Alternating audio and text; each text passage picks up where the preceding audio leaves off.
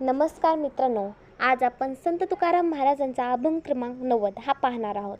हा भक्तांच्या रक्षणासाठी सदैव सज्ज असणाऱ्या विठ्ठलाच्या रूपाचे सुंदर वर्णन करणारा अभंग आहे. या अभंगातून तुकाराम महाराज सांगतात की परमेश्वर हा भक्तांचा कैवारी आहे. तो भक्तांचे रक्षण करतो, दुष्टांचा नाश करतो आणि भक्तांच्या भावनेनुसार त्यांना दर्शन देतो. तर चला अभंग पाहूया.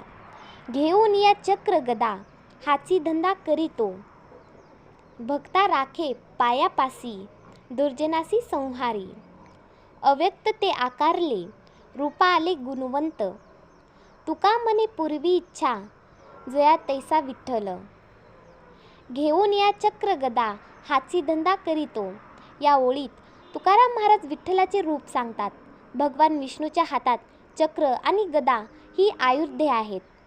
चक्र म्हणजे सुदर्शन चक्र आणि गदा म्हणजे सामर्थ्याचे प्रतीक. देव ही आयुधे फक्त शोभेसाठी धारण करत नाही, तर ते भक्तांचे रक्षण करण्यासाठी करते. हाची धंदा करीतो याचा अर्थ हेच त्यांचे मुख्य कार्य आहे. देवाचे काम म्हणजे भक्तांचे रक्षण करणे आणि अधर्माचा नाश करणे. जसे आई आपल्या मुलांचे संरक्षण करते, तसे विठ्ठल भक्तांचे रक्षण करतो. भक्त संकटात असताना देव धावून येतो असा विश्वास संतांनी व्यक्त केलेला आहे.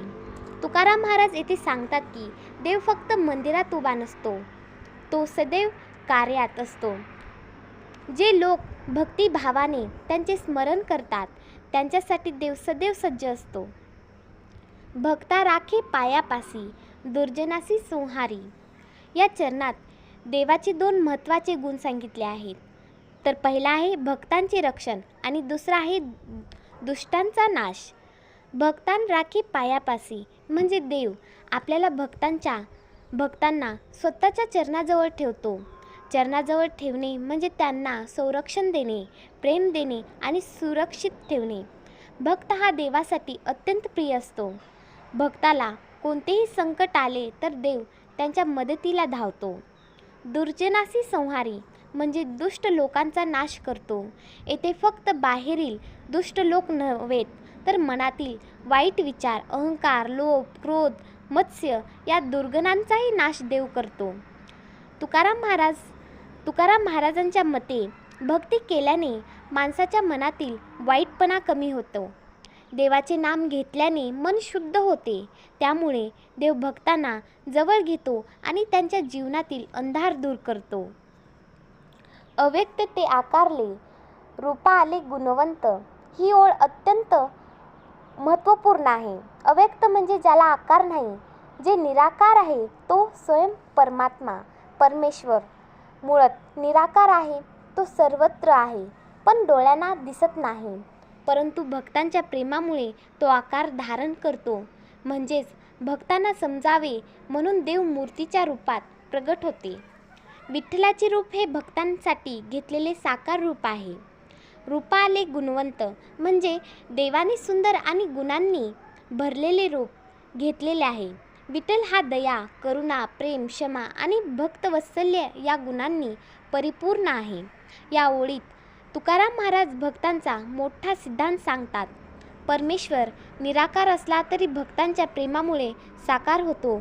भक्त ज्या भावनेने देवाची उपासना करतो त्या भावनेने देव त्याला अनुभवास येतो. तुका मने पूर्वी इच्छा, जया तैसा विठ्ठल. या शेवटच्या ओळीत तुकाराम महाराज अत्यंत सुंदर संदेश देतात. पूर्वी इच्छा म्हणजे भक्तांच्या इच्छा पूर्ण करतो, पण येथे फक्त भौतिक इच्छा अभिप्रेत नाहीत. देव भक्तांच्या अंतःकरणातील खरी भावना ओळखतो आणि त्यानुसार कृपा करतो. जया तैसा विठ्ठल म्हणजे ज्या व्यक्तींचा जसा भाव त्याला तसाच विठ्ठल अनुभवास येतो. भक्ताला विठ्ठल प्रेमळ आईसारखा वाटतो. कोणाला तो मित्र वाटतो, कोणाला तो गुरु वाटतो, कोणाला तो विश्वासाचा अधिपती वाटतो. देव प्रत्येकाला त्यांच्या श्रद्धेनुसार अनुभवास येतो. म्हणूनच भक्तांमध्ये भावना महत्त्वाची आहे.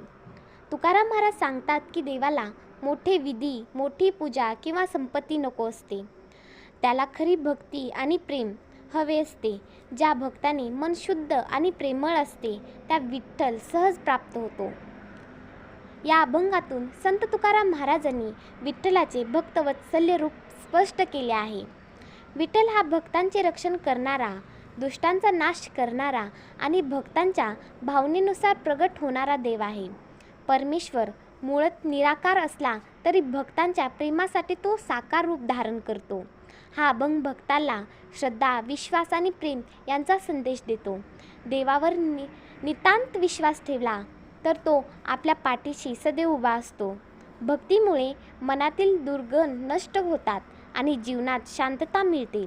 तुकाराम महाराज येथे सांगतात की देवाला खरी भक्ती प्रिय आहे. भक्तांच्या अंतःकरणातील भावना जितकी निर्मळ असते तितका देव अनुभव अधिक गाढ होतो. त्यामुळे भक्ती ही फक्त पूजा नसून प्रेम, विश्वास आणि समर्पणाचा मार्ग आहे. रामकृष्ण हरी.